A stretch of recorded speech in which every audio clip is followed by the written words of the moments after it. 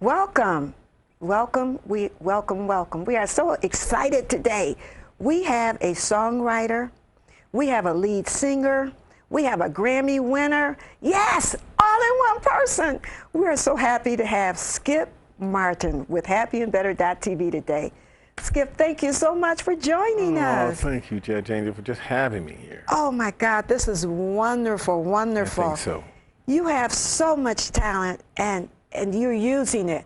You're not like the servant that buried his talent. You are really using it. Thank you so much. Thank you. And you've had so much success. Tell us how you got started in the music business. Oh, years ago, a young person, about 7, I think when I really got started, I was 7 years old, and I was in a car, a Dodge Rambler, matter of fact, with my grandparents driving me around. And I think Nat King Cole had just passed away.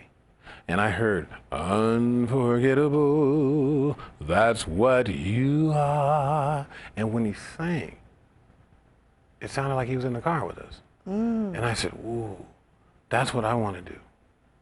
I wanted to leave some kind of, do what he did. And that was, this man is gone. But what he did made it feel like he was still living. And that's what I wanted to accomplish out of life. And I figured that like The Secret at 7, and I just started pursuing my music, started playing guitar, and started playing trumpet at 11 years of age. And something in my head just told me, you're gonna have it, so just enjoy the trip.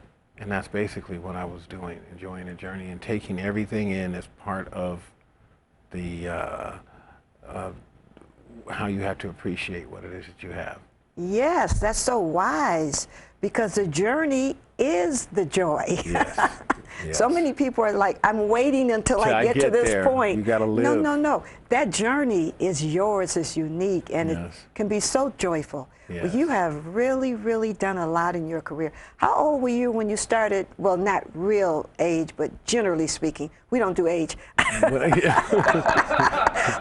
what era, or did you start with Kool and the Gang? How'd you get with them? I started performing with them in 1987, and I performed with them until 2007.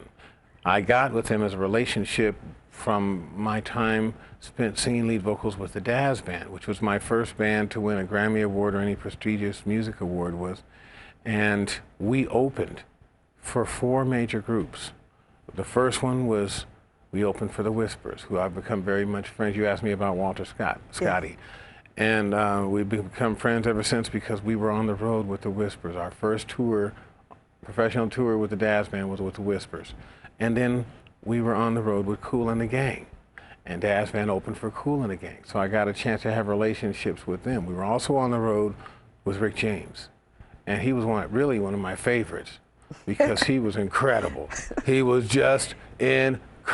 Could we say spontaneous? Spontaneous, on the edge, genius. He was kind of like an Ali on the musical side. He's like, you better check who I am. And history still says it. Yes, it does. Okay, Dave Chappelle made sure we still hear. Yes. Oh my God. Yes. I mean, history says it. You made a statement. He made a statement that is indelible and will forever be there. And that's really the objective to leaving something, because that to me is life after death in some other ways. That's right. The body may leave, but the soul resonates. Exactly. Exactly. So it's been really fun. So that was one of the other people I played with that gave me that gave me that help, and that's how I got a chance to get with Kool and the Gang, by being on these stages with these people. And I took a hiatus from the Dazz Band. I wanted to, back in the day, there's a lot of politics that go on behind the artistry of what it is that you're doing. And here we are on Dazz Band, on Motown Records, and we weren't really signed through Berry Gordy as Motown Records. Our manager was the CEO of a company called Northern One Stop, and they distributed all the records to all the record stores when there were record stores. Yeah. So he had influence with all the people who were buying records, even more so than Motown, what have you, did. So he got us in there through his relationship with Motown for distributing records and brought our band in there. And we Wonderful. did all these records. And You say all these records? well, we did 8 albums at Motown Records. What were some of the songs?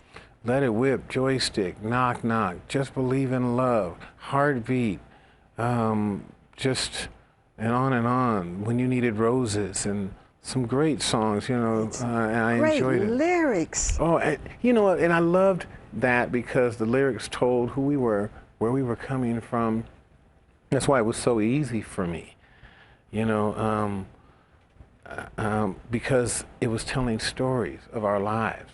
I was singing songs that at 24 years old that I had lived it because of the love and the loss. That's one thing you have to learn how to deal with being a musician or somebody that travels a lot and what have you. Because it's hard because you build a barrier so you don't get too attached because you always have to leave. You know you're going to leave. You know you're going to leave. And you try and it's hard. Prevent the so much anxiety. Anxiety, that's a word. Yeah. You know, so it helped me, you know, I got some very strong character from doing that and being out there with these, you know, these professionals and having enough in myself to say, I already have it, so let me just go and live it. And I learned a lot. I learned how to sing and believe the stories. Like, who helped you with your singing? A guy named Stevie Wonder. Oh, my favorite. Who really helped me with some things, and he got me to his teacher. His name was Seth Riggs, who trained him, who trained everybody from Luther Vandross to Denise Williams to, I mean, just on and on and on and on, and Michael Jackson, this one and that one, and he also showed me and gave me some great lessons. And I also listened to, I had different singers that I listened to that I took particular things from. Nat King Cole for his articulation. Stevie Wonder for his clutching ability, the way he moved his voice and manipulated it acrobatically. And his melodies, you know, this was wonderful. And Donny Hathaway had a vibrato that was just so warm. And,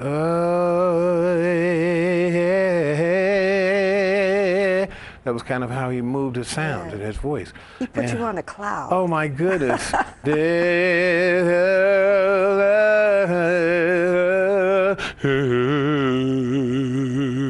I mean, he just had a sound. So I listened to him a lot. I listened to Aretha Franklin for her licks. Queen. You know, just because there was so much soul and just true, authentic Americana, soul Americana. I love that. And I listened to that, and it really helped me to, you know, develop who it is that I am in between all of those people. They were very influential to me. Well, you have certainly done a lot in a short time, and we are so proud of you, and we thank you for keeping your balance while you were going through this great adventure. And you mentioned just learning not to get deeply entrenched, say in one city or one location or with one group. Who mentored you and helped you learn how to handle yourself on the road? Because I imagine it had to be difficult. God. Okay. Because there was no book or instructions. My parents had never been on the road.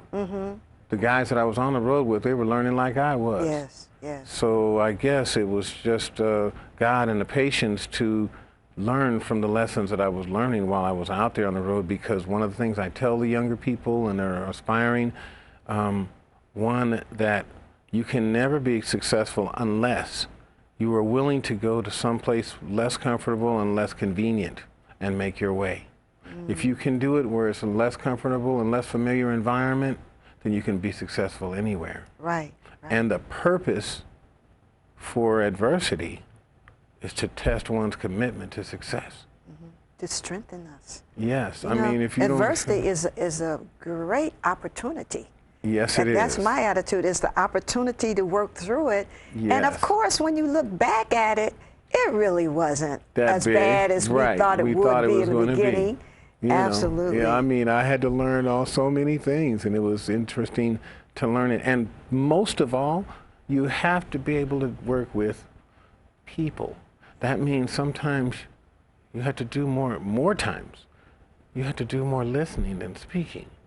so that that individual can feel relevancy, and relationships are everything.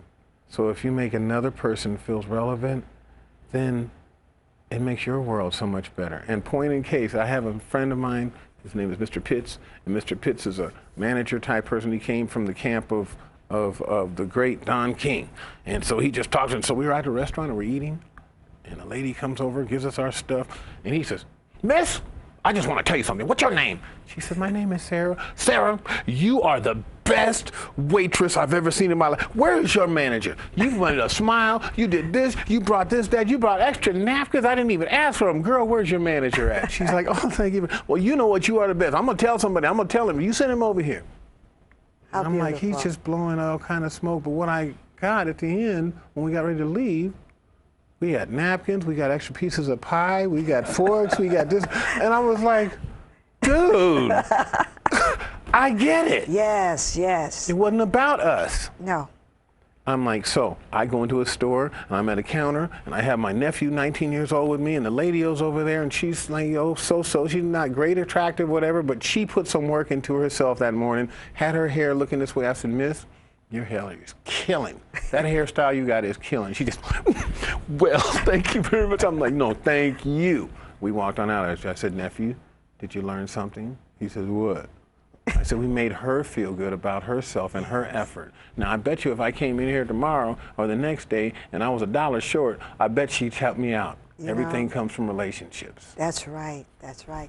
And you cannot lose when you elevate somebody else. Exactly. Make somebody else feel good, and it bounces back to Exactly. you. You will feel good, better about yourself instantly. Yes. Now, what is this great instrument we have here? This is something I'm very proud of. It's not only a trumpet, but this is the first trumpet that was my own signature model that's been made from a company that's handmade out of Austria. Myself and the great Arturo Sandoval have been blessed with being bestowed these trumpets, and he and I have played them together. He's played on my horn without a mouthpiece and made it sound like a professional. I'm scared of him. But so this is my first trumpet that has been with my name. It's got my name, Skip Martin, down on the bottom. Can you hold it up a little? Yeah, so. It's got my name, Skip Martin, right here. Okay. So this is a new edition. This is a new edition, and this is a specialized edition. This is Sunset. She's made out of carbon fiber and titanium.